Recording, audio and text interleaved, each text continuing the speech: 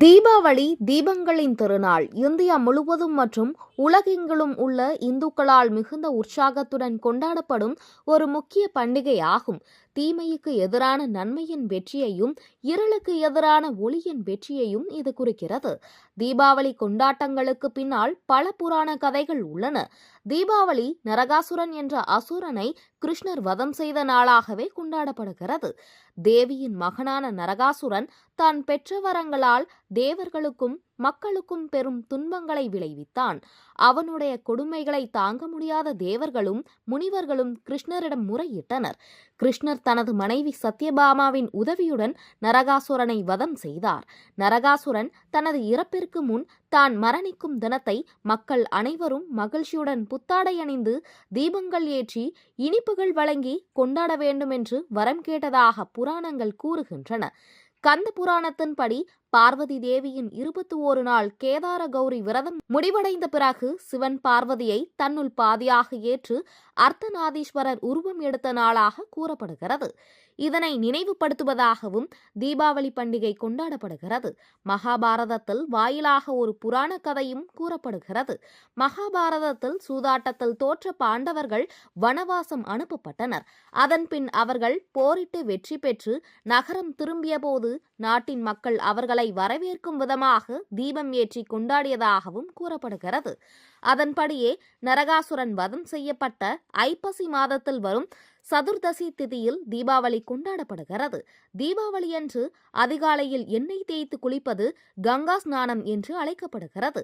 வட இந்தியாவில் தீபாவளி பண்டிகை ராமர் ராவணனை அழைத்து தனது 14 ஆண்டு கால வனவாசத்தை முடித்துக்கொண்டு மனைவி சீத்தை மற்றும் சகோதரன் லக்ஷ்மணுடன் அயோத்திக்கு திரும்பிய தினமாக கொண்டாடப்படுகிறது. அயோத்தி மக்கள் தங்கள் அன்புக்குரிய இளவரசனை வரவேற்பதற்காக நகரம் முழுவதும் தீபங்களை ஏற்றி வைத்து கொண்டாடினர். இந்த நிகழ்வே தீபாவளியாக கொண்டாடப்படுவதாக கூறப்படுகிறது. சில புராணங்களின்படி தீபாவளி திருநாள் செல்வத்தின் அதிபதியான லக்ஷ்மி தேவிக்கும் விஷ்ணுவுக்கும் திருமணம் நடந்த தினமாக கருதப்படுகிறது. மேலும் லக்ஷ்மி தேவி பிறந்த தினமும் இதுவே என்று சிலர் நம்புகின்றனர். தீபாவளி அன்று லக்ஷ்மி பூஜை செய்வது செல்வத்தையும் செழிப்பையும் தரும் என்பது ஒரு பரவலான நம்பிக்கையாகும். இது மட்டுமல்லாமல் பல்வேறு மதத்தினர் இந்த தீபாவளி தினத்தை தங்கள் மதத்திற்கு ஏற்றாற்போல் கொண்டாடி வருகின்றனர். சமணர்கள் தங்கள் கடைசி தீர்த்தக்கரரான மகாவீரர் முக்தி அடைந்த தினத்தையே தீபாவளியாக கொண்டாடுகின்றனர். சமண மதத்தின்படி பீகார் மாநிலத்தில் கிமு 599 பிறந்தார் மகாவீரர். இவர் பிறந்த நாள் மகாவீர் ஜெயந்தியாக கொண்டாடப்படுவதைப் போல் முக்தி அடைந்த நாளை தீபாவளி பண்டிகையாக கொண்டாடப்படுகிறது. அது மட்டுமல்லாமல் மாமன்னர் அசோகர் புத்த மதத்தை தழுவிய நாள் தீபாவளியாக சொல்லப்படுகிறது. அதனை நினைவு கூறும் விதமாக புத்த மதத்தினரும் தீபாவளியை கொண்டாடுகின்றனர். இந்தியா மட்டுமல்லாமல் சிங்கப்பூர், வங்காளதேசம், இலங்கை போன்ற அண்டை நாடுகளும் தீபாவளியை வெளிச்ச நாளாக கொண்டாடப்படுகின்றன.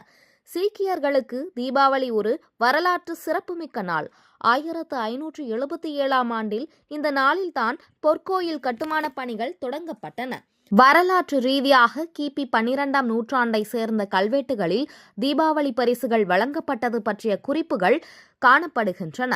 இவ்வாறாக தீபாவளி பண்டிகை பல்வேறு புராண இதிகாச மற்றும் வரலாற்று காரணங்களுக்காக இந்தியா முழுவதும் வெவ்வேறு முறைகளில் கொண்டாடப்படும் ஒரு ஒளிமையான திருநாளாகும். தீபம் என்றால் ஒளி அல்லது விளக்கு, ஆவலி என்றால் வரிசை வரிசையாக விளக்கேற்றி அறியாமை என்ற இருளை நீக்கி ஞானம் என்ற ஒளியை ஏற்றுவதே தீபாவளியின் தத்துவமாகும். வீடுகளில் ஏற்றப்படும் விளக்குகள் வெளி இருளை மட்டுமல்ல, நம் மனதில் உள்ள அகங்காரம், பொறாமை போன்ற தீய எண்ணங்களையும் அகற்ற உதவுகின்றன. தீபாவளி என்பது தீபங்கள், பட்டாசுகள் மற்றும் இனிப்புகளால் ஆன ஒரு கொண்டாட்டம் மட்டுமல்லாமல் அது நம் வாழ்வில் உள்ள தீய எண்ணங்களை அகற்றி ஞானம், ஒற்றுமை, செழிப்பு மற்றும் புதிய தொடக்கங்கள் போன்ற நற்பண்புகளை வரவேற்கும் ஒரு அர்த்தமுள்ள பண்டிகையாகும். தீபாவளி ஒரு புதிய தொடக்கத்தின் அடையாளமாக கருதப்படுகிறது. மக்கள் தங்கள் வீடுகளை சுத்தம் செய்து புதிய ஆடைகளை அணிந்து கடந்த கால கசப்புகளை மறந்து புதிய வாழ்க்கையை தொடங்குவதற்கு இது ஒரு சிறந்த வாய்ப்பாகும். பல வணிகர்கள் தீபாவளி அன்று புதிய கணக்குகளை தொடங்கும் வழக்கத்தை கொண்டுள்ளனர். இது செழிப்பையும் வெற்றியையும் கொண்டுவரும் என்ற நம்பிக்கையின் அடிப்படையில் செயல்படுகிறது. இந்த தீபாவளி திருநாள் நம் நாட்டு மக்கள் மிகவும் சந்தோஷமாகவும் புத்துணர்வுடனும் இந்நாள் வரை கொண்டாடி வருகின்றனர்.